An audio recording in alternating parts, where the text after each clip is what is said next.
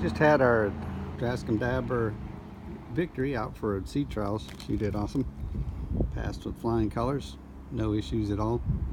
Except for us figuring out the what's and whereabouts on a gaff rigged yawl. So some of the things, some of the notes we're going to talk about the bowsprit. You can go ahead and extend it, have it out at the ramp if that works for you. Keep it in if you're going to spin the boat on the dock or something before you head out. If you have one of these fancy vans with the tailgate, you can't have the bowsprit out, raise the tailgate unless your tongue's a little bit longer. So one thing that's something different than some of our other boats that do have clearance, because there's nothing out past the stem there. You got the gaff on one side, so when it comes down, think about where you might be sitting if you want to row from this forward station. Think about which side you bring the jib down on. If you want the jib and the main down on both sides, or you want them down on different sides. One thing we might do is add maybe a little snap shackle, quick release, peril beads. That way if we want to undo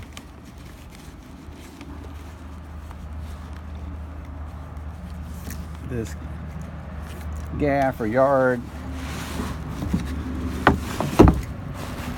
you can move it over and have better access to your forward rowing seat.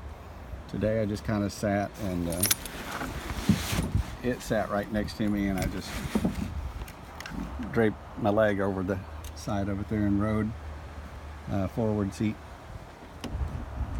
Not gonna have a bunch of qual on this forward seat. The oars dip a little bit more, have a little bit more of an angle.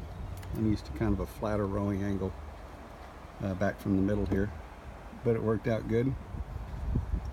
We used some paddles to get off the dock and out a little bit. Used boat hook to pull just a little bit, and coming back in, we switched from oar to paddle, getting in closer. We're thinking we could have just stood up, each taking an oar, and kind of poled and paddleboard, almost like a big paddleboard at that point.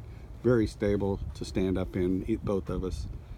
And like I say, could have used the oars. We got shallow enough water we could reach down and just pole our way back in. Or oars made a pretty good long paddle too. Rudder worked great. We didn't have any issues at all. Nice day on the bay. Started off just light winds, maybe 3 to 4, and then it started picking up. Clouds started coming in. Not a cloud in the sky when we started. Skipper was watching them, and now they're streaming in. They're streaming in pretty fast now, and the winds picked up to 10 to 12 and puffy. You can see some of the flat spots and then the puffs out there. So Dabber handled all of it, but no issues. Bumpkin worked great. Centerboard was good. Little 55-pound centerboard. Skipper liked it because she was able to raise it with the uphaul with no issues. The main sheet line either needs a little bit of use. It might be like a 1/16 of an inch big for these blocks, and I kept it long on purpose till we figured out how much we needed, and figured out that we've got it too long, probably about 6 or 8 feet, so we can trim it and maybe swap it out for something just a little bit smaller, or let her new master and commander figure it out. Everything worked just like a Drascombe should, a Dabber.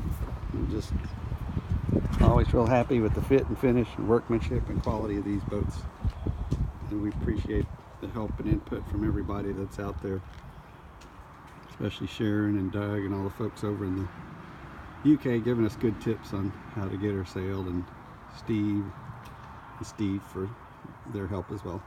Hope y'all having a great one.